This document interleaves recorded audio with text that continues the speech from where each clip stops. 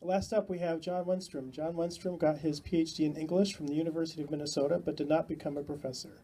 He has worked as a writer in St. Paul for many years and has also performed as a folk musician and singer. Some of his poems have appeared in the Unarmed Journal and in the Trotter's Cafe New and Nearby chapbook. Please welcome John.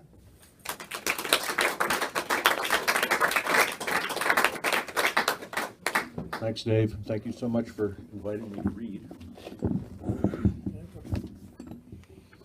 So I have 5 pretty short poems, and they're all about things that happened to me in the Twin Cities, not just St. Paul, but the first one is I wrote several years ago when I was still working at Medtronic. It's called Black Chicken Crossing the Road, and it's written in haikus. So, Black Chicken Crossing the Road. I was coming back from a meeting at the Rice Creek facility with my coworker Mary. All of a sudden, we saw a chicken in the road. "Why is a chicken crossing the road?" asked Mary. It was strange. The chicken was meandering aimlessly and pecking at things. Mary told me to stop the car, and she got out and started wrangling the chicken away from the street. It was a nice-looking chicken, black, with multicolored highlights on its tail. It came right along with us. We needed to find the chicken's owner, so we knocked at the door of the nearest house. When no one answered, we opened the back gate. Maybe it was the chicken's yard at that, because it marched in as if it owned the place. If not, some folks will be surprised. I hope they don't own a dog. Thank you. And this poem is about a rabbit that I observed in my backyard about a year ago. It's called The Prospect of Retirement.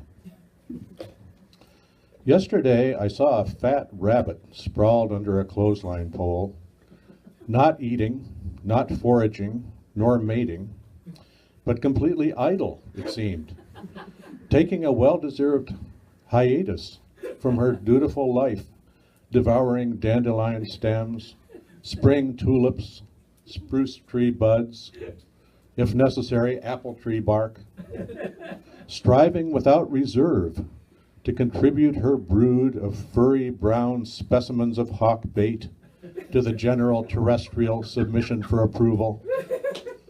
And I felt glad that a low-level creature like this brown rabbit could do what I myself am trying to do, to loaf,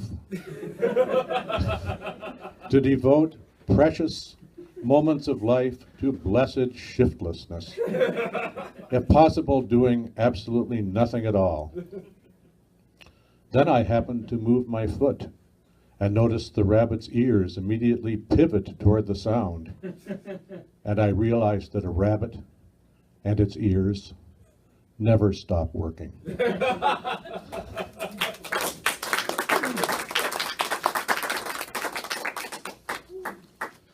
This is a poem about a funeral of a teenage boy, a kid who grew up next door to us.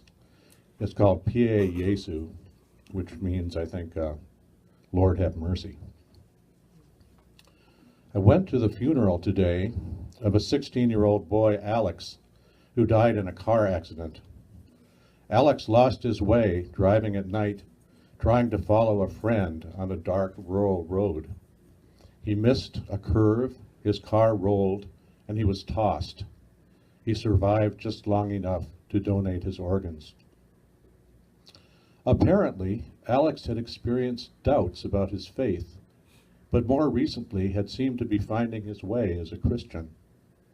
The priest made a lot of that in his sermon. He said the apostle Alex most reminded him of was doubting Thomas. He said, because Alex had started to see his way, we can hope that, like Thomas, he's with Jesus now and not in hell.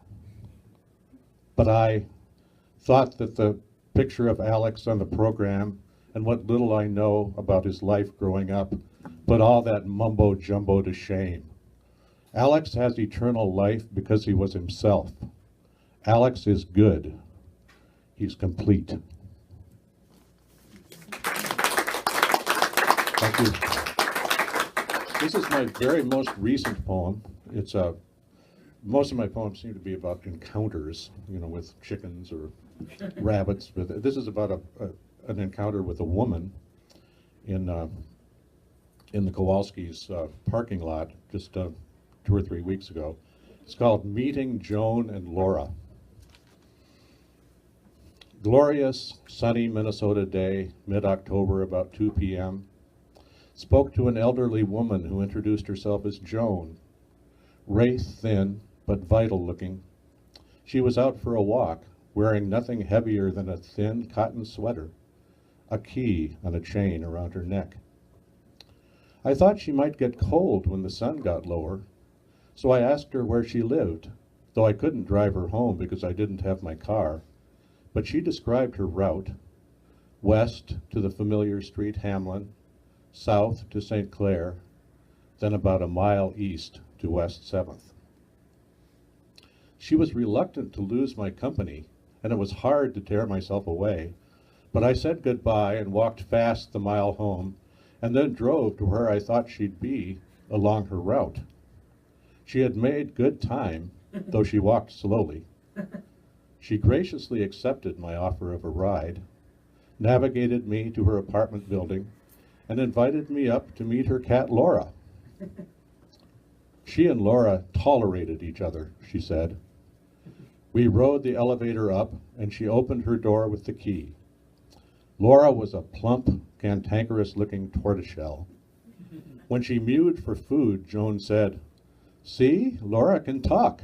She always says, 'It's time, it's time.'" "Nice to meet you, Laura," I said, and tried to take my leave, but Joan rode right back down the elevator with me. She had lost her husband 40 years ago, and her 13-year-old daughter the same year. She was moving next week. I understood that the pastor at St. Mary's Episcopal was arranging the move.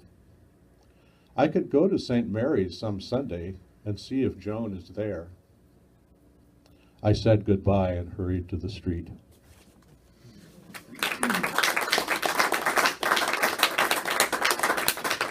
Have I used up my time? No, go ahead. Okay, one more. This is called Red-Winged Blackbirds. It's dedicated to my wife, Robin, who's here, who's, in the last few years, she's become a really intrepid, avid birder. And so I go to lots of birding expeditions with Robin. And this is and this is about one about a year ago, I think.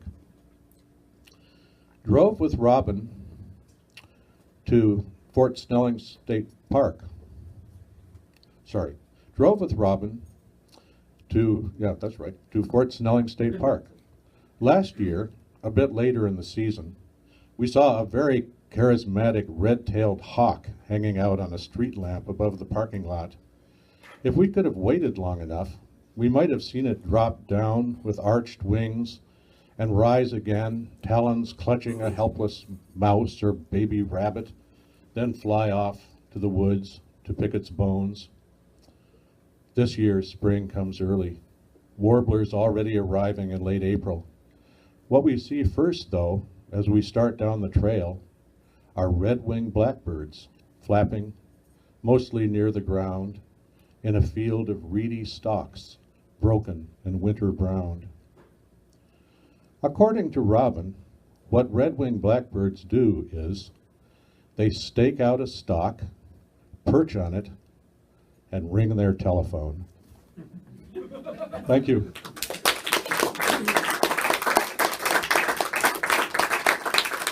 Thank you so much.